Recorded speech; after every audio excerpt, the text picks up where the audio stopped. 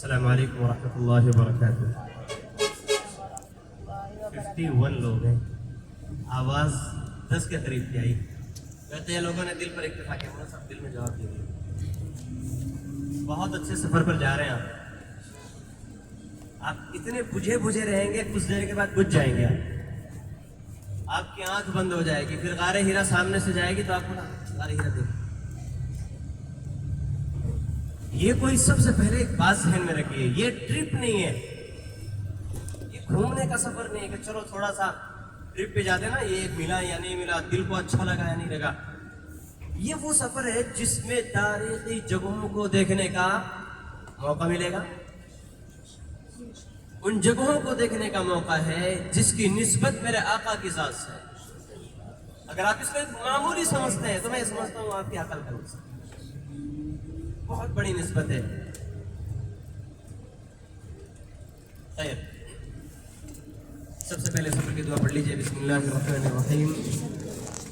سبحان الذي سخر لنا هذا وما كنا له مقرنين وإنا إلى ربنا لمنقلبون۔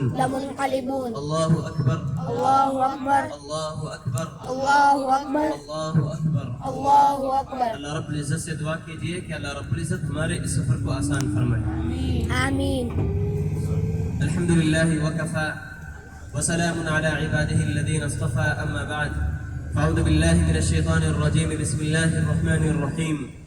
إن أول بيت وضع للناس للذي ببكة مباركا وهدى للعالمين، صدق الله العلي العظيم۔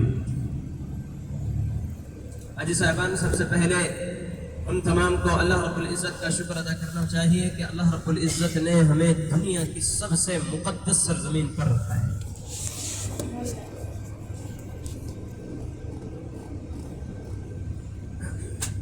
دنیا کی وہ سرزمین جہاں سب سے زیادہ اللہ کا نور نازل ہوتا ہے، اللہ کی رحمت اترتی ہے، اس مقدس سرزمین پر ہم اور آپ موجود ہیں۔ یہ کوئی عام سرزمین نہیں، یہ کوئی عام جگہ نہیں ہے، دنیا کا سب سے مبارک خطہ جہاں اللہ کا گھر کعبۃ اللہ ہے، نبی علیہ السلام کی پیدائش ہے۔ میرے آقا نے اپنی زندگی کے 53 سال اسی شہر میں گزارے جو نبیوں کا شہر ہے۔ آپ اس گھر کا چکر لگا رہے ہیں جس کا نبیوں نے چکر لگایا ہے، اور آج اللہ نے آپ کو موقع دیا کہ آپ بھی اسی کا لگائیں۔ چھوٹی نسبت میں یہ وہ سرزمین ہے جس سرزمین کی قسم میرے اللہ نے قرآن میں کہی، لا اقسم بهذا البلد۔ یہ وہ جگہ ہے جہاں اللہ رب العزت نے لڑائی جھگڑا کرنے سے، قتل و قتال سے، ایک دوسرے کو مارنے سے، ایک دوسرے کو تکلیف دینے سے، چاہے زبان کے ذریعے سے ہو یا ہاتھ کے ذریعے سے ہو، اللہ نے اس سرزمین پر منع فرمایا، نہیں دے سکتے۔ کسی کو تکلیف دینا دور کی بات ہے۔ ایک صحابی رضی اللہ تعالیٰ عنہ بیان فرماتے ہیں، اگر کوئی جانور کسی درخت کے نیچے بیٹھا ہوا ہو، توجہ رکھیے گا، کوئی جانور کسی درخت کے نیچے بیٹھا ہوا ہو، اس جانور کو ہٹا کر کے، بھگا کر کے اس درخت کے نیچے بیٹھنے سے بھی اللہ نے منع فرمایا۔ یہاں کی گھاس کو آپ نہیں اکھاڑ سکتے حاجی صاحب، یہاں کے کانٹوں کو نہیں توڑ سکتے، یہاں کی گری ہوئی چیزوں کو نہیں اٹھا سکتے۔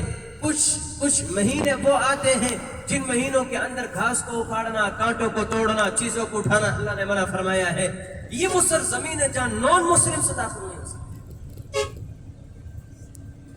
یہ وہ جگہ ہے جہاں اللہ نے عبادتوں کا ثواب بڑھا دیا ہے۔ ایک نماز پڑھنے پر میرا اللہ 1,00,000 نماز کا ثواب عطا فرماتا ہے۔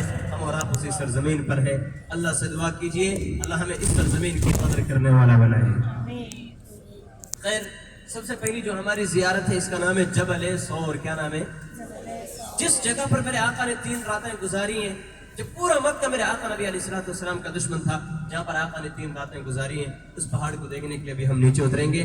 جب آپ اس پہاڑ کو دیکھیں، دل میں آقا کی محبت ہو، زبان پر درود ہو، محبت کے ساتھ اس پہاڑ کو دیکھیں، میرے آقا کیسے آئے، کیوں آئے، کیا وجہ بنی۔ نیچے آئیے، انشاءاللہ اتر کر کے آپ کو ساری باتیں بتلاتے ہیں۔ جب آپ واپس اپنی گاڑی میں آئیں گے، آپ کی جو سیٹ ہے آپ اسی پر بیٹھیں تو زیادہ بہتر ہے۔ نیچے آ جائیں۔